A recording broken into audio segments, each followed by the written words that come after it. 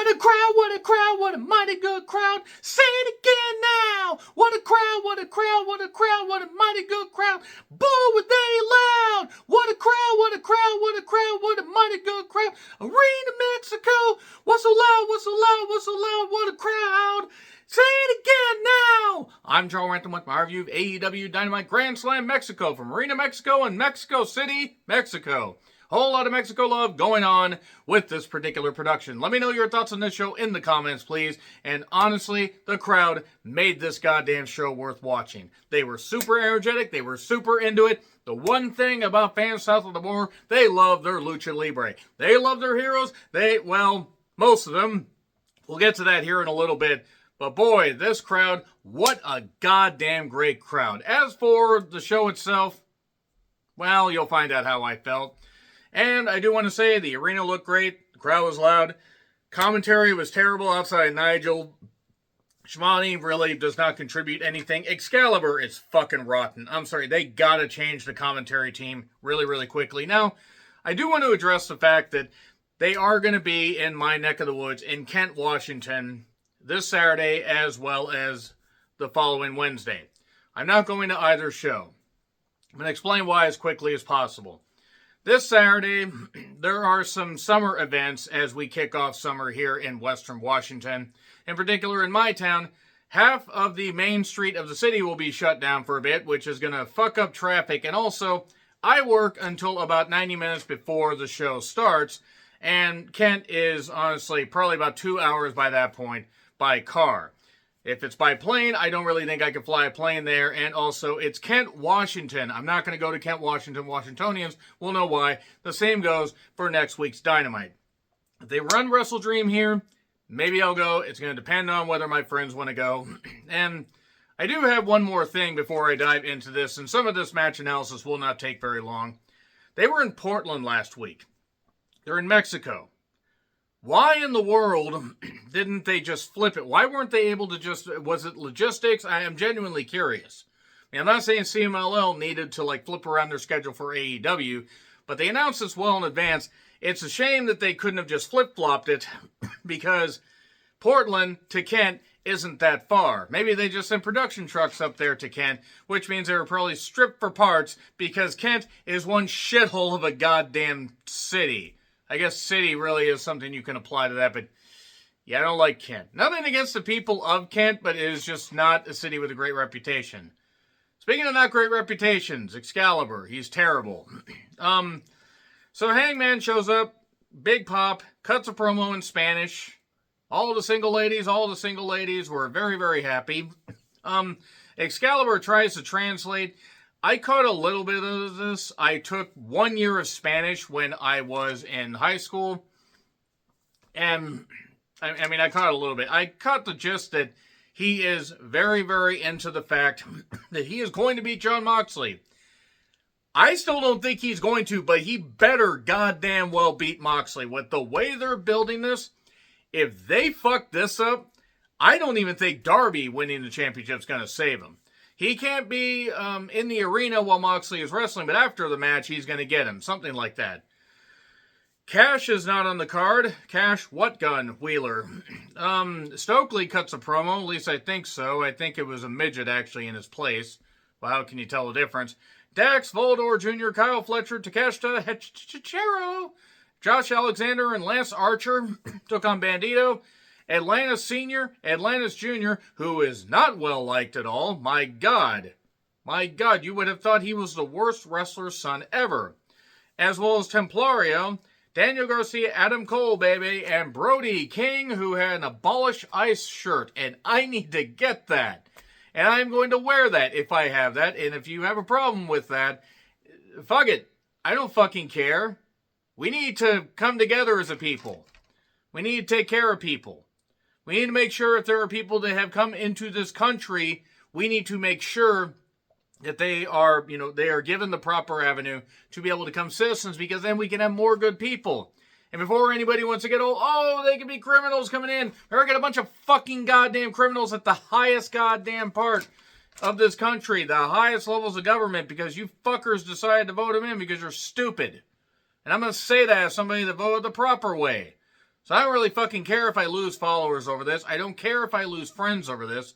I've already refused to talk to half my goddamn family because they're toxic, stupid fucks.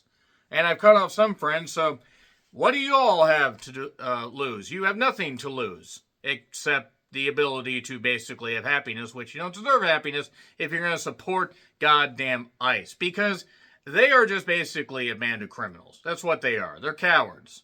They are fucking cowards. I don't really fucking care if that has, if that bothers anybody here, because there are ways to be, have the authorities take care of things. What ICE does is not, proper authority, work. It's not. It's not at all. And credit to Brody King for wearing that. And by the way, for those, there were those that actually got upset. So I guess it's just going to go on a little bit longer. There were those that were, oh, we need to keep this out of wrestling and stuff like that. Or, oh, keep this out of AEW. The same fuckers that blow by the fact that Chris Jericho donated thousands of dollars to the piece of shit that's in the goddamn White House once again, whose wife also was part of the January 6, 2021 insurrection attempt, who supports the goddamn Bucks. We know how they think and how they are. They're fake Christian fucks, which most are, and that's okay. Politics don't belong in wrestling. Wrestling has always been political. It has always played on geopolitics. It has always played on the foreign menace, that kind of stuff. It's always been national, national, international issues colliding. So there you go. So credit to Brody King for doing that. The match itself was just a mess with people running in, and Atlantis Jr. got booed a lot. Good God, did he sacrifice goats in front of children?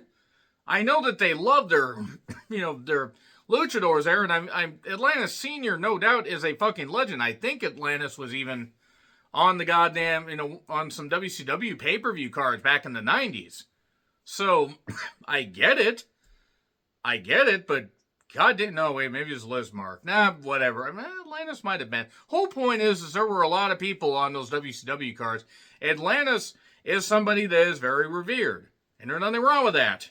But what the fuck? Anyway, don't bother with tags. Basically, Atlanta Senior rolled up Dax, and then we got a brief scuffle afterwards. So there you are. Mark Briscoe took on Okada. Is Okada going to try? No, he won. Moving on. What the fuck? I know he's probably going to try against Kenny, and I'm sorry.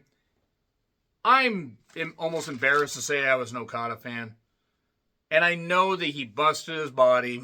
He's taking it easy. And there's nothing wrong with taking it easy a little bit. Especially with how he was, the centerpiece of New Japan. And carried that for a number of years. It was him and Tanahashi neck and neck for a bit. Then Okada surged ahead. But good God, I don't think Okada could surge ahead of a vehicle going backwards. I think the vehicle going backwards would beat him in a race. So anyway, we then and then Mark Briscoe gets laid out with the title, and Callis kicks him. Why don't you just leave Briscoe in a ditch? Just bury him up to his fucking neck like we did Ric Flair. I mean, what the fuck? And Mark Briscoe is still very popular, but god damn it. Mystico gets a massive reaction, a sing-along. Good God, they love him there. Holy shit. To think this was the same guy that was botching in a WWE ring. And I'm not knocking. This man got a huge, thunderous fucking reaction. They love him there. MJF had the Hurt Syndicate. He had the U.S. singlet and stuff like that. He got off the juice. Probably smart. It was getting uncomfortable to see. This was the best match on the goddamn show because they treated it like an actual match. MJF didn't take him seriously, even though he was in his backyard. MVP was getting upset. There was one point where he put his nuts right in his face. That was kind of funny. But, yeah, MVP was getting upset at him. Eventually, it did cost MJF because Mystico was coming back, though they went to the stage. We got a tombstone on the ramp. And we got some kicks. The Super Spanish Fly that took about 20 years to set up. And then MVP distracts. And a low blow. 1, 2, kick out. But that's because the referee is distracted for a bit. And then MJF's like, I've had enough of this. Just hits him with a low blow.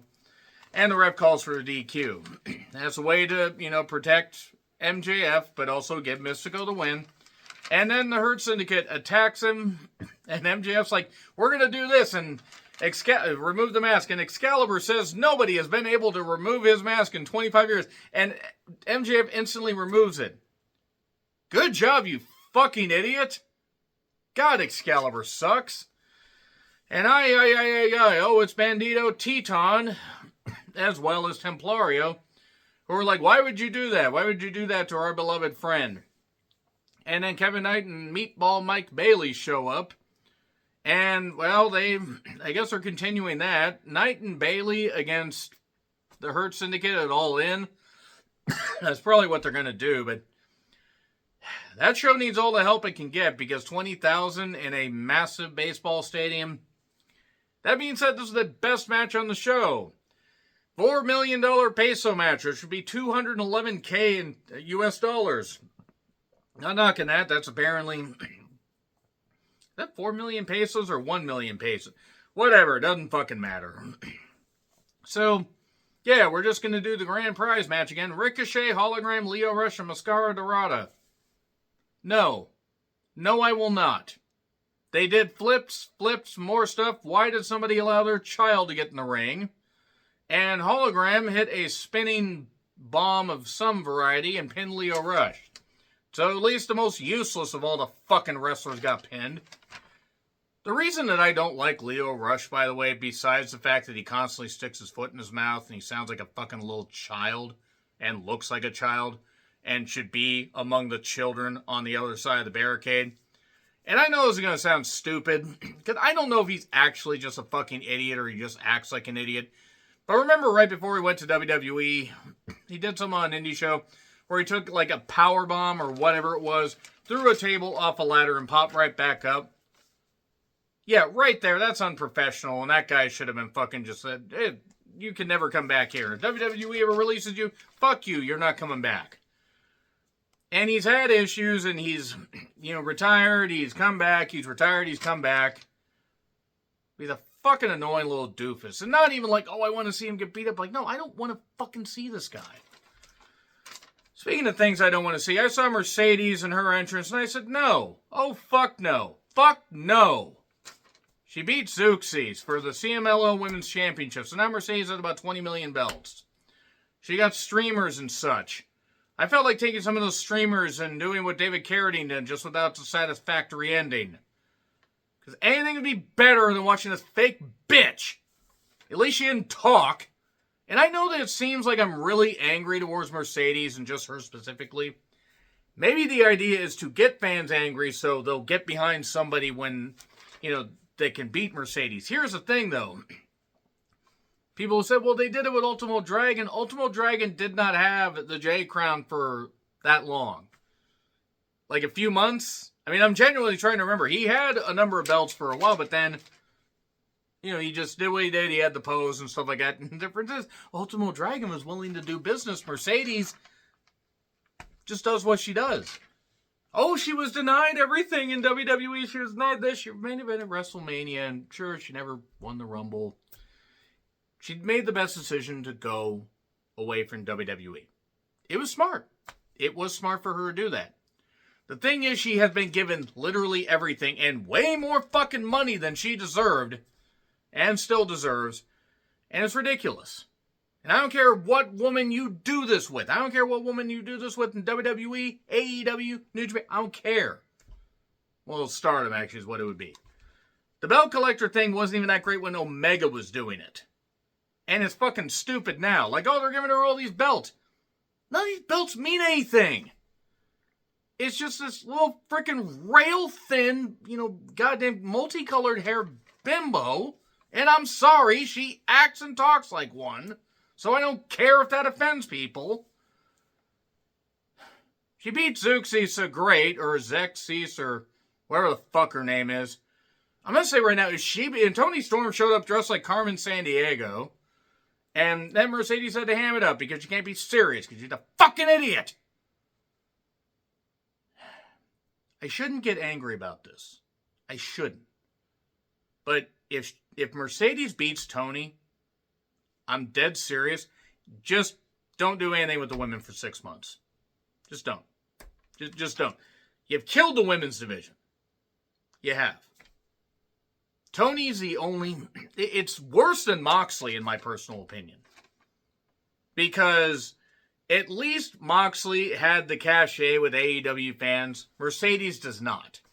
She doesn't. And that's it right there. Ospreay gets a big pop. Ospreay, Swerve, and the OPPs took on... Well, instead of Claudio, we got the Meat Mortos. Mortos and Mercedes apparently are dating. I hope if they have kids, that the kids get his hair. And John Moxley, Wheeler Yuta. So we can't have Claudio, but we can have the small, mop-top-headed child here. And Marina Shafir, I think. I still don't know her. And the Bucks. And referee Rick Knox was there. And oh boy, oh joy, oh bliss. The crowd was into this. And Swerve got pinned because Marina distracted because I thought, oh my God, an Easter Island statue's come to life. Anyway, so Swerve got pinned. Then here's Hangman and accidentally hit one of the Bucks with a lariat. Watch them cost him the match. Watch it happen. This was a great crowd.